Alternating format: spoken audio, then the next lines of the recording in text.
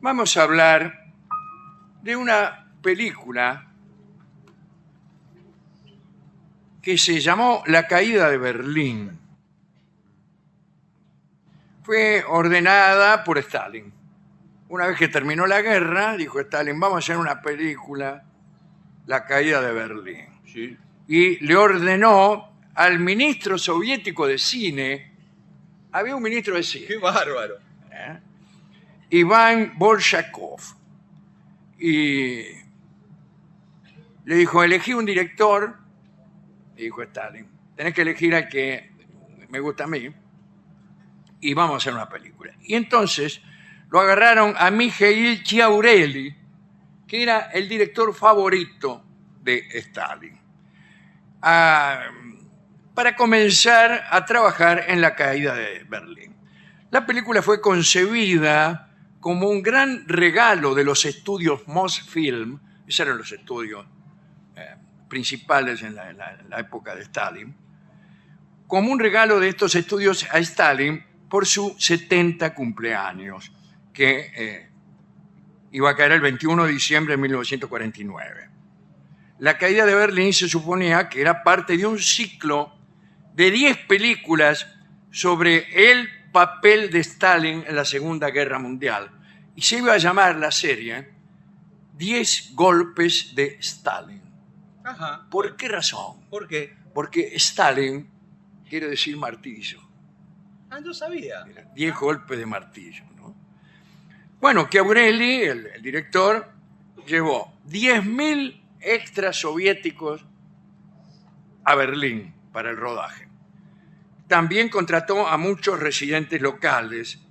Sin embargo, la mayoría de los episodios que figuran en la capital alemana fueron filmadas en ciudades en ruinas de la región del Báltico.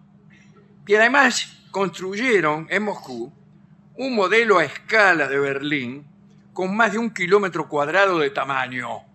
Increíble, hasta ahora, increíble. Fue construido en los estudios nomás de Mosfilm y esa miniatura sirvió para filmar todas las escenas de combate urbano en el final de lo que es la segunda parte. La película tiene muchísimas partes, no termina nunca. El ejército soviético, para filmar la película, proporcionó 5 divisiones, todo un equipo de artillería, 4 batallones de tanques, 193 aviones militares y 45 tanques alemanes que se los habían capturado los alemanes para recrear las batallas de campo abierto. Y consumieron durante la filmación 1,5 millones de litros de combustible. Esa es gastar en una película. No, estas superproducciones de 1000. La caída de Berlín fue una de las primeras películas de color realizadas en la Unión Soviética. ¿Por qué pudieron hacerlo? Porque se afanaron los carreteles Agfa Color en Berlín. Claro. Se los afanaron a los alemanes y con eso la filmaron en color. Al igual que todas las películas en que alguien personificaba a Stalin, Stalin controló a ver cómo era yo. Qué nervios ese actor. A ¿no? ver, dijo, y entonces corrigió errores gramaticales, eliminó algunas escenas que no le gustaban, y en fin. El historiador ruso Alexander Prokhorov cree que la película fue influida por aquella película de propaganda nazi, ¿se acuerda usted? Llamaba El triunfo de la voluntad, me parece. Y está hecha con esa estructura. Ajá. Pero, si bien es una película que cuenta cómo los rusos ganaron la guerra en Berlín, cómo conquistaron Berlín, le pusieron una historia lateral.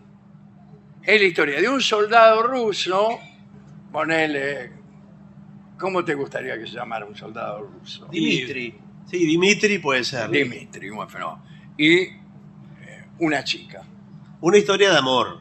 Una historia de amor. Una historia. El tipo se va a la guerra y dice, ay, dice Dimitri. En fin, veo cómo se le saca. Es mejor contar las historias de a uno, ¿no? Así es. Muy bien.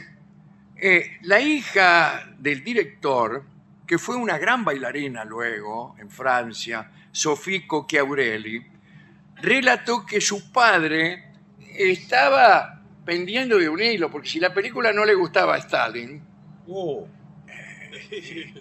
corría peligro su vida. Y sin embargo se salvó porque a Stalin le gustó. Stalin la vio y se secó las lágrimas y ahí Chiaurelli dijo: me salvé, Sí. me salvé. El compositor no era otro que Dmitri Shostakovich. Epa. Shostakovich había sido acusado de formalismo el año anterior. El año anterior pasó algo curioso. Hubo un llamado a muchos artistas, una asamblea de músicos, convocada por Andrei Sanov, que era un niato del Politburó, que, bueno, acusó a todos los tipos de formalismo. Decían que su música era carente de armonía, embrollada, confusa, Ajá. discordante, construida sobre disonancias. Y bueno, una reunión, acusaron a Muradeli, a Prokofiev, a Shostakovich, a Khachaturian, el de la danza de los sables. Los acusaron de formalismo y tendencias ajenas al pueblo soviético y sus gustos artísticos. El documento contenía una amenaza diciendo que dicha música no podía ser tolerada más. Y bueno, y los obligaron a disculparse. Tengo las disculpas ¿Ah, sí? de Muradeli, que dijo: ¿cómo es posible que no haya incorporado ni una sola canción popular a mi ópera? Shostakovich dijo: agradezco profundamente toda la crítica contenida en la resolución. Khachaturian: ¿cómo pudo suceder que haya llegado al formalismo sin darme cuenta? Prokofiev: la resolución ha eliminado los tejidos muertos de la producción creadora. Y en forma colectiva dijeron: nos sentimos enormemente agradecidos al Comité Central, ¿cierto?, al Congreso Panruso y personalmente a usted, querido camarada Stalin. Haremos todos los esfuerzos posibles. Sí. Bla, bla, bla, bla, bla, bla. Y voy a decir algo, me voy a extender un poco. Como era, a partir de ahí, Shostakovich empezó a componer muy sencillo. ¿Cómo era el vals número 2 de...?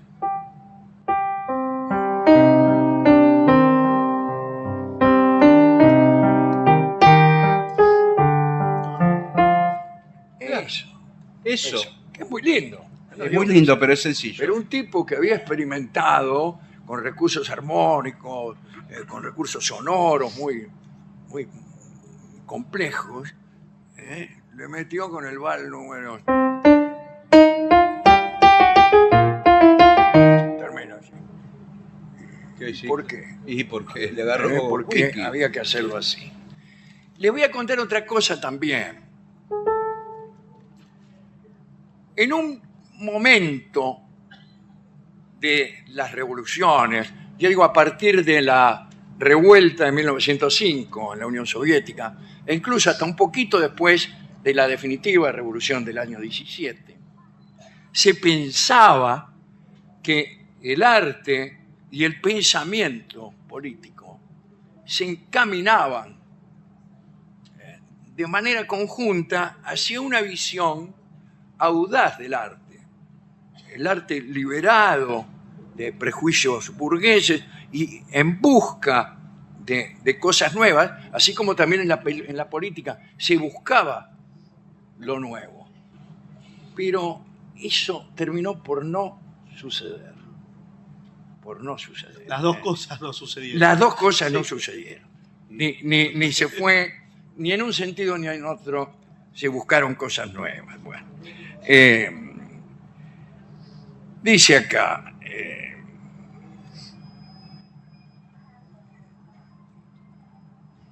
la partitura de Shostakovich recibió en 1950 el premio Stalin primera clase. Vamos porque todavía. había premio Stalin primera clase Sí. y segunda, que se lo daban a los tipos como nosotros.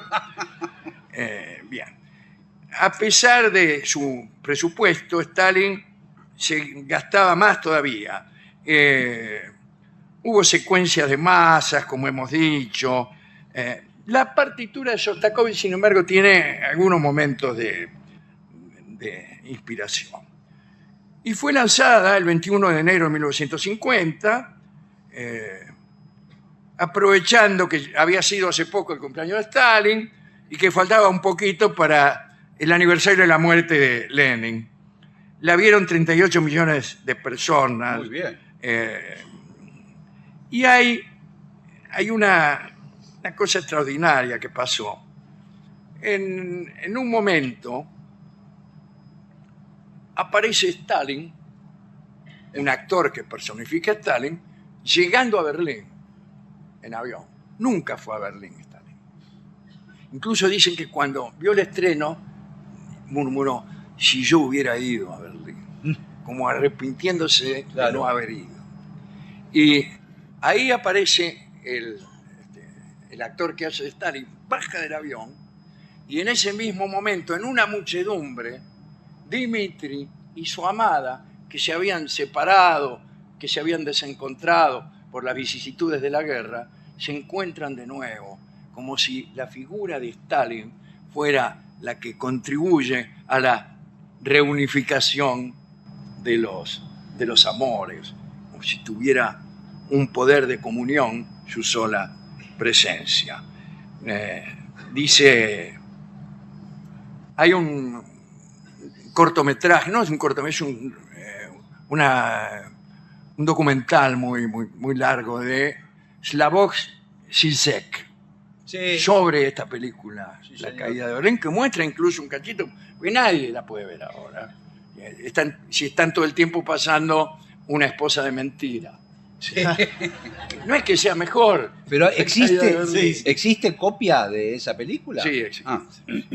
Sí, imagínense.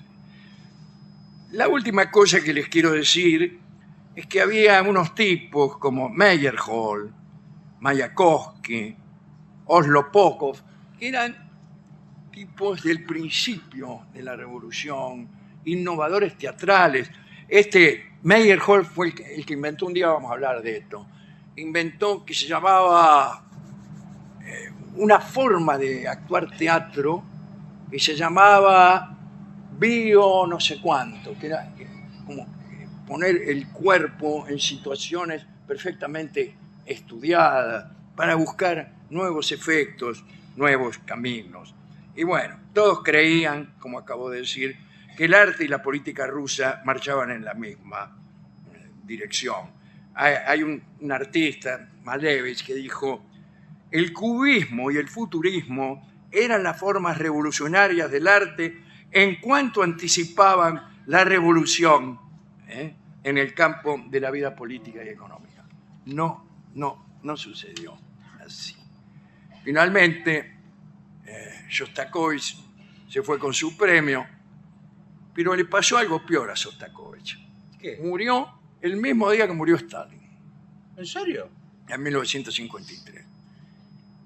Y era el peor día para morirse. Y sí, porque... Era el peor día, no había nadie en el velorio. Claro. Porque todos estaban en el velorio de Stalin. Sí. ¿Dónde iban a estar? No podía comprarle una flor al pobre Shostakovich, se habían acabado las flores. Bueno, dedicamos esta charla, esta glosa de esta película tan extraña, La caída de Berlín, a todos los artistas que de algún modo son obligados a seguir un camino que por ahí no quieren seguir. Claro, claro. ¿Y qué camino debe seguir el artista? Ah, ahí está.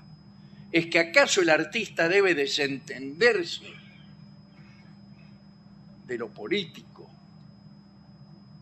y debe permanecer ajeno a todo lo que sucede alrededor? es una gran polémica. Yo prefiero decir que si eres un artista de verdad, no podrá desentenderse ni aunque quiera. Porque ayer creo que hablaba de la parte oculta de la obra. Vos podés escribir acerca de unos muchachos que se reúnen en un bar, pero más tarde o más temprano vas a traslucir lo que humanamente pensás acerca del fenómeno político, o del fenómeno humano, o del fenómeno filosófico. Lo que no podés hacer es ponerte a escribir diciendo, bueno, vamos a defender un rato al Estado inclusivo, o vamos a escribirnos 4 o 5 capítulos a favor del sistema liberal. No, así no es como funciona. Funciona de otra manera. Vamos a escribir acerca de un muchacho cuya familia está enemistada con la de una muchacha y él se enamora de esa muchacha.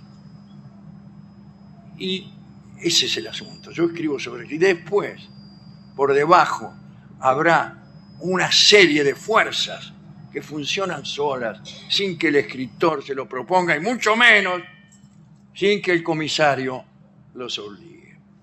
Entonces, dedicamos esta charla especialmente al director, que se salvó raspando. Sí, la verdad que...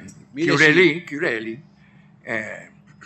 Parece que antes de comenzar la película, Stalin le puso la mano en el hombro y le dijo: a rodar, mi vida.